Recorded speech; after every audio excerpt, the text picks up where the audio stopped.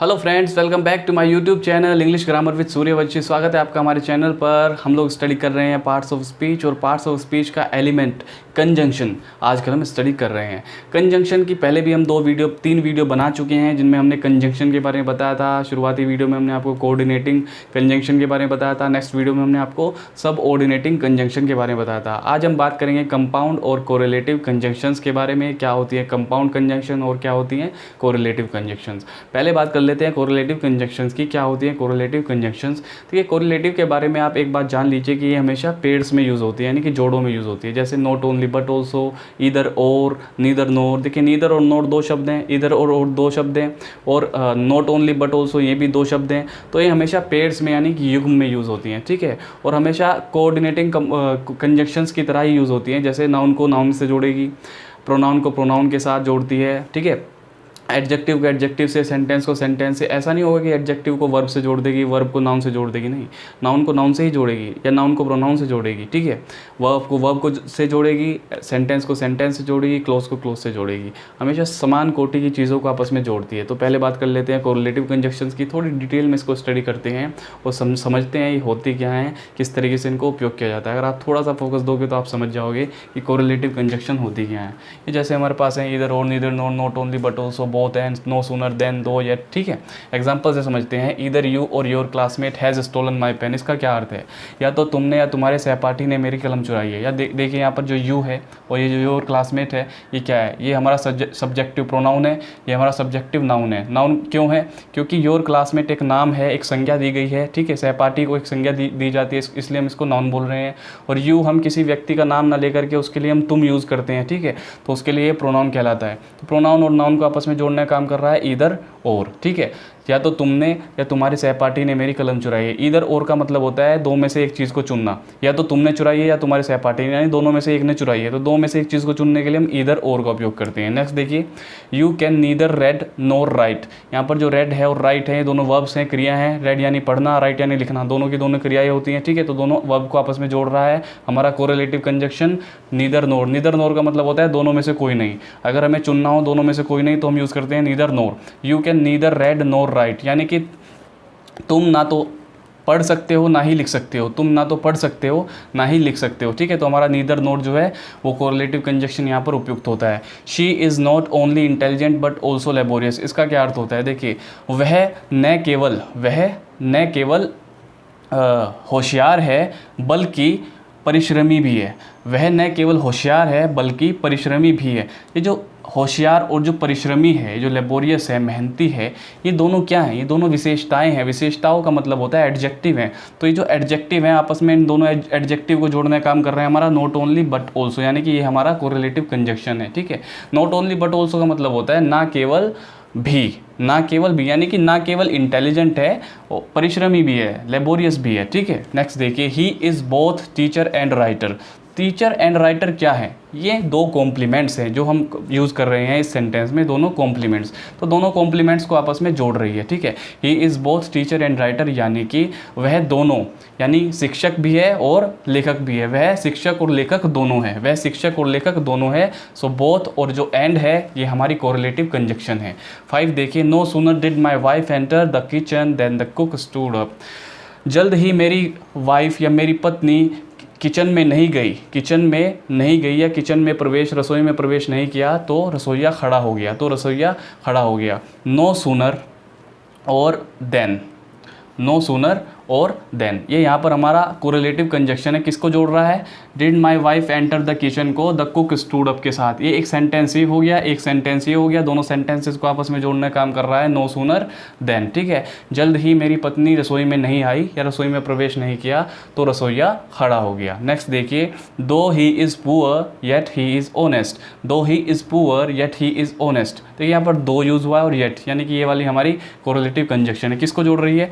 He is poor और ही is honest. तो दोनों सेंटेंसेस हैं, तो दो सेंटेंसेस को आपस में जोड़ने का काम कर रही है हमारी कोरिलेटिव कंजंक्शन दो येट। इसका अर्थ है हालांकि वह गरीब है फिर भी वह ईमानदार है। हालांकि वह गरीब है फिर भी वह ईमानदार है। 7 देखिए, the principal has appointed neither him nor me. The principal has appointed neither him nor me. Principal ने ना तो उसे चुना यानी कि अपॉइंट, ना तो उसको चुना ना ही मुझे चुना, ना ही मुझे चुना। नीदर और नोर का मतलब होता है ना ना, ठीक है, ना ही ना। The principal has appointed neither him nor me, ना तो उसे उपयुक्त किया ना ही मुझे उपयुक्त किया, या आप बोल सकते हो ना तो उसे नियुक्त किया ना ही मुझे नियुक्त किया। अब द प्रिंसिपल हैज़ अपॉइंटेड, देखिए इसमें द प्रिंसिपल हो गया हमारा सब्जेक्ट, हैज़ हो गई हमारी हेल्पिंग वर्ब, अपॉइंटेड हो गई हमारी मेन वर्ब, तो बचा क्या, नीदर नोर, ये हमारे हो गए कंजक्शन, कौन से, कोरिलेटिव कंजक्शन। अब क्या बचा है हमारे पास, हिम बचा है, मी बचा है। तो ये क्या है, ये ऑब्जेक्ट्स हैं, दोनों ऑब्जेक्ट्स को आपस में जोड़ने का काम किसने किया है, हमारे नीदर नोर ने। ना तो प्रिंसिपल ने उसे नियुक्त किया ना ही मुझे नियुक्त किया, ठीक है। लास्ट देखिए, he would rather die than beg, यहाँ पर he would rather die than beg, rather than ये हमारे यूज़ हो रहे हैं यहाँ पर कोरिलेटिव कंजक्शन के रूप में। कैसे यूज़ हो रहे हैं देखिए, वह, he would rather die than beg, वह भीख मांगने से के बजाय मरना पसंद करेगा, या फिर मर जाएगा। वह भीख मांगने के बजाय मर जाएगा या मरना पसंद करेगा, आप कुछ भी बोल सकते हो। Who would rather die than beg, वह भीख मांगने के बजाय मर जाएगा। तो बजाय के लिए हम यूज़ करते हैं रेदर देन, रेदर देन हम यूज़ करते हैं रेदर देन बजाय के लिए। तो यहाँ पर जो डाई है, जो बैग है, ये क्या है, डाई का मतलब होता है मरना, मौत, और बैग का मतलब होता है भीख मांगना। तो इसका मतलब क्या है, इसका मतलब ये है कि ये दोनों वर्ब्स हैं, दोनों क्रियाएं हैं, तो दोनों क्रियाओं को आपस में जोड़ने का काम हमारा कर रहा है रेदर डाई, और रेदर डाई हमारा क्या हो गया, हमारी कोरिलेटिव कंजक्शंस हो गई।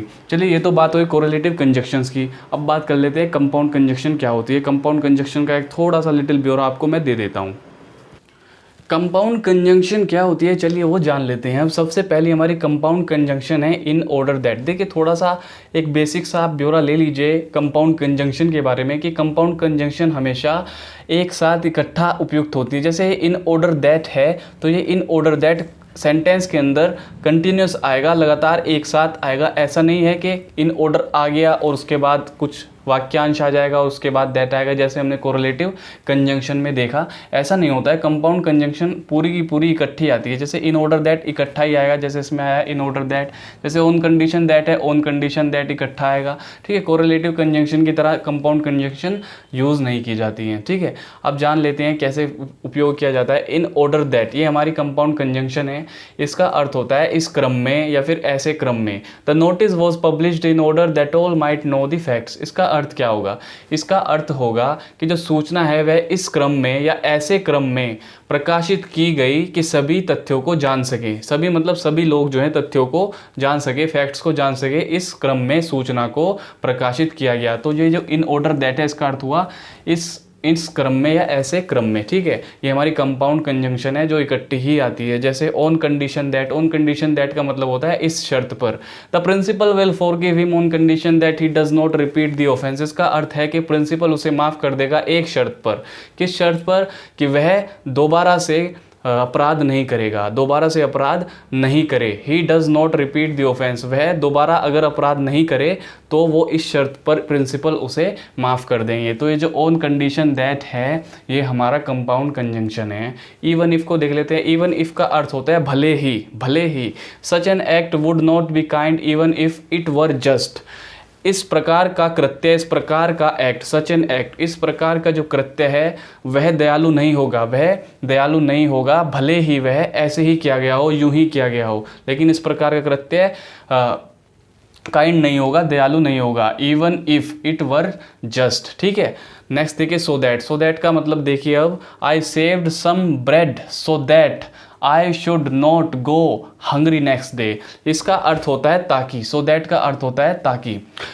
मैंने कुछ रोटियां बचाई, मैंने कुछ रोटियां बचाई ताकि मुझे कल भूखा ना रहना पड़े, मुझे कल भूखा ना रहना पड़े, इसलिए मैंने कुछ रोटियां बचाई। तो ताकि होता है, ठीक है, ताकि मुझे कल भूखा ना रहना पड़े। प्रोवाइडेड दैट को देखिए। Provided that she can borrow the novel provided that she returns it soon. इसका अर्थ है कि वह नोवेल यानी उपन्यास को उधार ले सकती है बशर्ते उधार ले सकती है बशर्ते शी रिटर्न्स इट सून, वह इसे जल्द ही लौटा दे। तो ये जो शर्त दी गई है इसमें भी, जैसे ऑन कंडीशन दैट था, इसी तरह से प्रोवाइडेड दैट है कि बशर्ते एक शर्त पर, बशर्ते तुम इसे वापस, वह इसे वापस लौटा दे जल्द ही, वापस अगर जल्द ही लौटा देगी तो वो इसको उधार ले सकती है। प्रोवाइडेड दैट का मतलब होता है बशर्ते, तो हम यूज़ कर सकते हैं सेंटेंस में प्रोवाइडेड दैट इस प्रकार से, ठीक है। As well as Amit as well as Ishant was present there, इसका क्या अर्थ है कि अमित के साथ ही वहाँ ईशांत भी मौजूद था, यानी अमित तो था ही, ईशांत भी वहाँ पर मौजूद था। Amit as well as Ishant was present there, तो एज वेल एज का मतलब होता है और भी, यानी कि अमित और ईशांत भी वहाँ मौजूद थे, ठीक है। As soon as she took off her dress as she enter the bedroom, उसने अपनी ड्रेस उतार दी जैसे ही वो बेडरूम में प्रवेश किया, जैसे उसने बेडरूम में प्रवेश किया, यानी कि जैसे ही। एज सुन एज का मतलब होता है तुरंत, उसी वक्त, और आप कह सकते हो जल्द से जल्द, जल्द से जल्द या तुरंत। She took off her dress, उसने अपनी ड्रेस उतार दी जैसे उसने बेडरूम में प्रवेश किया, ठीक है। नेक्स्ट देखिए, as if he looks as if he were tired, he looks as if he were tired, इसका क्या अर्थ होगा?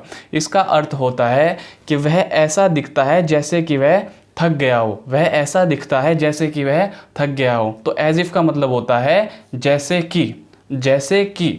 ही looks as if he were tired. तो दोस्तों ये थे कुछ कंपाउंड कंजंक्शंस। इससे पहले हमने बात करी कोरिलेटिव कंजंक्शन की, क्या होता है, और इन दोनों को अगर आप थोड़ी सी प्रैक्टिस करोगे तो आप अपने सेंटेंसेस को बखूबी खूबसूरत बना पाओगे।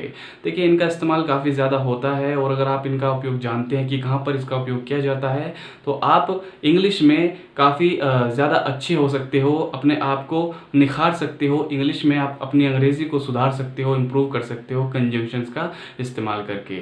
तो अब मिलेंगे अपनी नेक्स्ट वीडियो में कंजंक्शंस के कुछ इंपॉर्टेंट रूल्स के साथ। नेक्स्ट वीडियो में हम शेयर करेंगे कुछ इंपॉर्टेंट रूल्स कंजंक्शन से रिलेटेड जो आपके लिए काफ़ी फ़ायदेमंद साबित होंगे, ठीक है। तो मिलते हैं अपनी नेक्स्ट वीडियो में। Thank you.